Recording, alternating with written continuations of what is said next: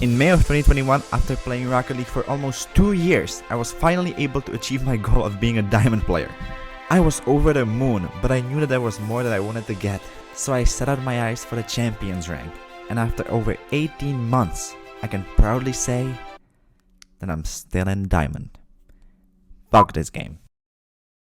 Welcome to Road to Champion, a series in which hopefully, as the title suggests, I will finally be able to get the champion. In each episode we'll take a different skill/mechanic, practice it for 2 hours, repeat that over 5 days and see what it does to our rank.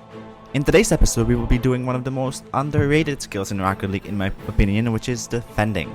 Defending isn't talked about too often cause let's face it, it's not one of the most flashy Rocket League skills a player can have, but I do genuinely believe it's one of the most important ones. Let's face it, Rocket League is an inherently simple game. The team that scores the most goals wins. If you can minimize the amount of goals you concede, you significantly improve the chances of winning. And I was genuinely curious to see how training defending would impact my gameplay/rank. Here's how it went. So on day 1 I started up by warming up for around 10 minutes. I usually just hit the ball around as fast as I can while trying not to insanely miss. It doesn't always work. After that, I jumped into the training packs and began with the backboard defense one.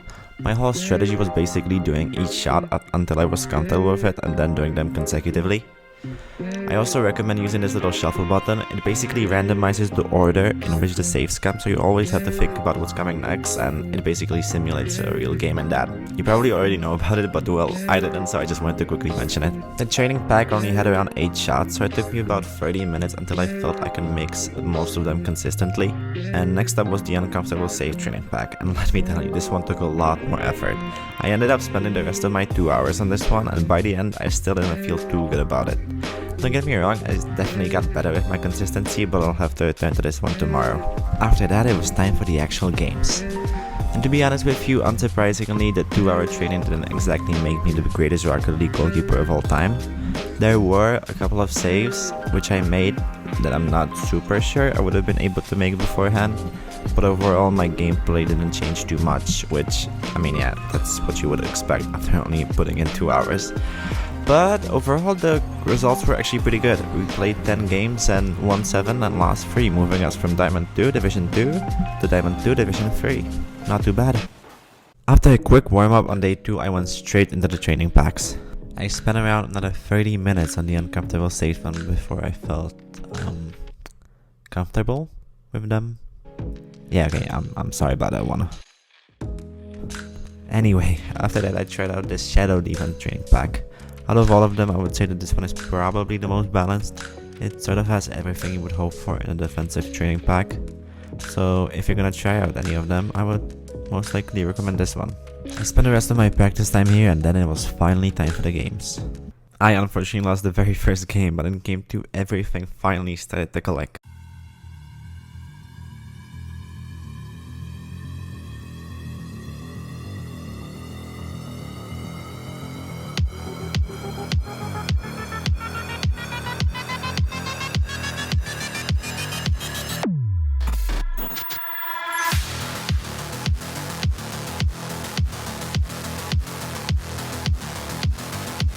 By the end of the game, I had 6 saves, which, as far as I know, is my personal best. I don't think I've ever been able to do that before. I went on a 3-game unbeaten streak off of this, and it was looking really good. But then I took a break and proceeded to lose 4 out of the next 6 games. So, by the end of the day, we played 10 games, of which we got an equal 5 wins and 5 losses. And unsurprisingly, we didn't move divisions. So yeah, a pretty average day, but hey, that one game was really good, right? Huh? Yeah.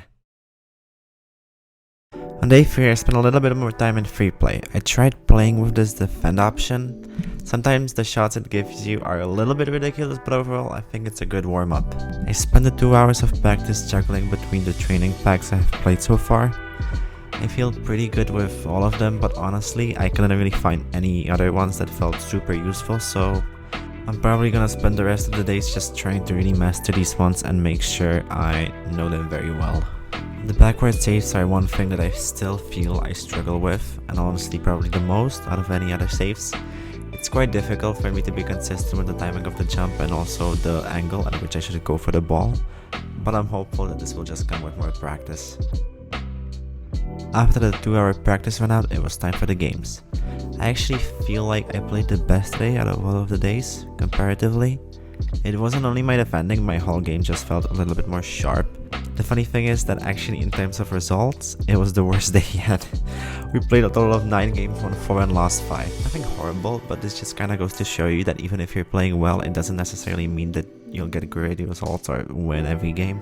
Even still, I'm definitely happy that the training is finally paying off. Even if the results aren't the best, my gameplay is definitely improving. On day 4, I found a new backboard defense training pack, which helped me a lot, because there is a bunch of situations in my games where the ball is near a wall and I have quite a hard time clearing it, so if you have the same problem, I would recommend checking this training pack out. It's really good. In terms of games, day 4 was not really great. I did start off pretty well, going 3-2, but then I took a break and things kind of turned for the worse. You see, before playing the second round of games, I actually spent a little bit of time playing Rocket League with my friend. And I don't know if you guys have the same thing, but when I play Rocket League for a long amount of time, my skills just kind of turn to dust and I'm like a gold player at best. So I actually ended up going 1-4 in the second half of the day. It didn't help that my teammates weren't the best players I've ever played with, but those are just excuses, and honestly I should have done a lot better. So by the end of the day, we managed to play a total of 10 games, going 4-6, which again is nothing horrible, but I was just kind of disappointed by my gameplay. And I'm hoping out that for the final day we can at least get a positive record and finish on a good note. So yeah, let's go to day 5. So on day 5, I spent the 2 hours swapping between the 3 training packs I believe are the best. So if you're gonna also try to improve your saves or your defending, then these ones are the ones I recommend. Just to recap, it's the uncomfortable saves one, the shadow defense one, and the backboard defense one. They should all be on screen right now, so if you feel like it, go and try them out, put the codes in, and see how you do. My gameplay did thankfully pick up compared to day 4, and I was able to put in some pretty decent performances that I'm happy with. In total, we managed to play 8 games, of which we won 5 and lost 3, moving us from Diamond 2 Division 2 to Diamond 2 Division 3. In conclusion, if we put all of the days together, we played a total of 47 games, of which we won 25 and lost 22, going from Diamond 2 Division 2 to Diamond 2 Division 3.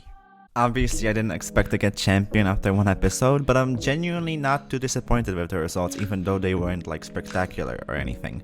I do feel like my gameplay has improved, and I believe that I am a better player after this episode. One thing that I didn't notice is that even after, for example, training the backboard defense for quite a bit, it was still rare for me to use it in game. I did start using it in the latter half of the episode more and more often, but overall, I think this just shows that even if you, for example, learn a new skill, right, you have to understand when to use it in the actual game, because it's a completely different thing doing it in training and doing it in game. You have to just play Rocket League to learn that. Nonetheless, my saves definitely feel more consistent, and I'm also a little bit more comfortable in the air right now. But anyway, thank you to everyone for watching this video. I do genuinely appreciate it. If you would like to, you can subscribe or leave a like or even comment any suggestions on how you think I should try to get better in Rocket League. And next week we will be doing shooting, because oh my god, do I need some practice.